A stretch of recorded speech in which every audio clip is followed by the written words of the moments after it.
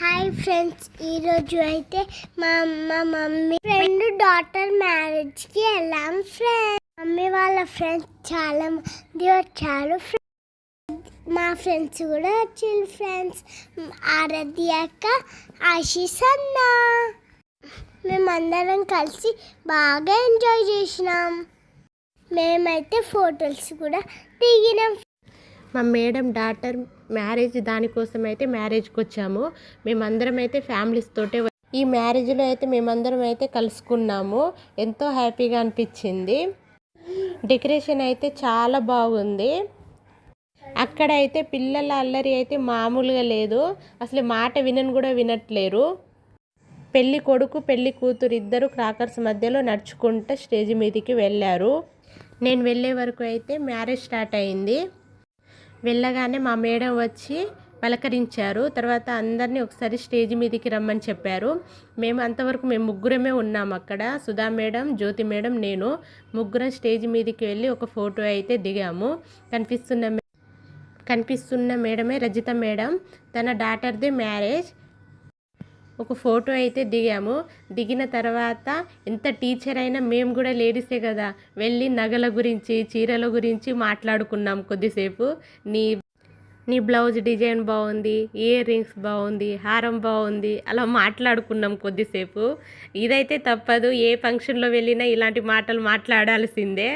ఇది లేడీస్కి కామన్ అంతే. ఇక స్టేజ్ మీద ఫోటో దిగడం అయిపోయిన తర్వాత మళ్ళీ మేము 5 మెంబర్స్ కలిసి మళ్ళీ సపరేట్గా ఒక ఫోటో అయితే తీసుకున్నాము.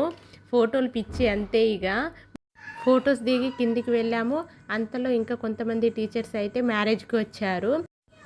ఎల్లో కలర్ శారీ కట్టుకున్న మేడం అయితే నా యొక్క గురువు గారు. అదే స్కూల్లో నేనైతే టీచర్గా పనిచేస్తున్నాను. ఆ గురువు గారితో పనిచేస్తున్నాను ఇప్పుడు ప్రజెంట్ అయితే. నేనైతే ఫుల్ హ్యాపీ ఈ విషయంలో అయితే. ఎక్కడైతే చదువుకున్నానో అదే స్కూల్లో మళ్ళీ టీచర్గా వెళ్ళాను. ఇక్కడైతే పిల్లలను చూడండి, అసలే అల్లరి అంటే పిల్లలే. ఇక మా ఐరా అయితే అస్సలే మాట వినదు. ఇది చెయ్యకు బేటు అంటే అదే చేస్తుంది. పిల్లలందరూ కలిసి ఒకటే అల్లరి. టీచర్స్ అందరూ ఒక దగ్గర గ్యాదర్ అయ్యి అయితే మాట్లాడుకుంటున్నాము. అందరం కలిసి అయితే భోజనాలకు వెళ్ళాము. మా రజితక్క అయితే బాగా సిగ్గుపడుతుంది. చూడు అక్క అంటే బాగా నవ్వుతుంది.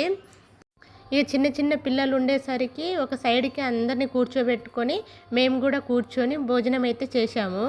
మా మేడం ఏమో ప్లేట్ చూపించుకుంటా, అయ్యో ప్లేట్ మొత్తం ఖాళీ అయింది కదా అని అంటుంది జ్యోతి మేడం. మా ఆవిరకైతే ఎవరితో సంబంధం లేదు, తను మాత్రం మంచిగా తినేస్తుంది. తిన్న తర్వాత అయితే మేమందరం ఒక దగ్గర కలుసుకున్నాం. మళ్ళీ ఒక ఫోటో దిగుదామని అంటే జ్యోతి మేడం కెమెరా ముందు ఉండేసి, అమ్మో నేను బాగా లావుగా కనిపిస్తున్నా అంటుంది. నువ్వు ఉన్నదే లావుగా కనిపించకుంటే ఎలా అని నేను అంటున్నాను. ఎక్కడ లావుగా ఉంది అని ఇంకో మేడం అంటుంది. అలా అందరం కలిసి జోకులు వేసుకున్నాము. తర్వాత అందరం కలిసి ఒక ఫోటో అయితే దిగాము.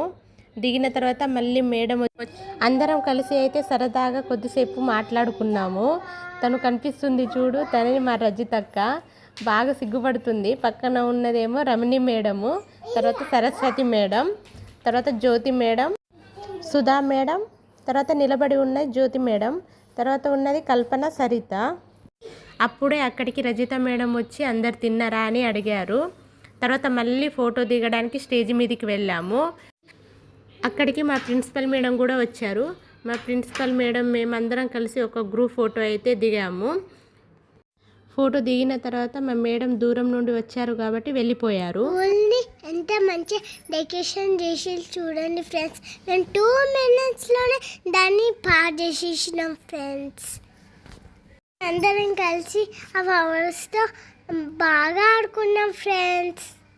పిల్లలందరూ ఒక దగ్గర చేరితే అట్లా ఉంటుంది మరి పిల్లలతోటి. ఛానల్ని సబ్స్క్రైబ్ చేసుకోండి, లైక్ చేయండి.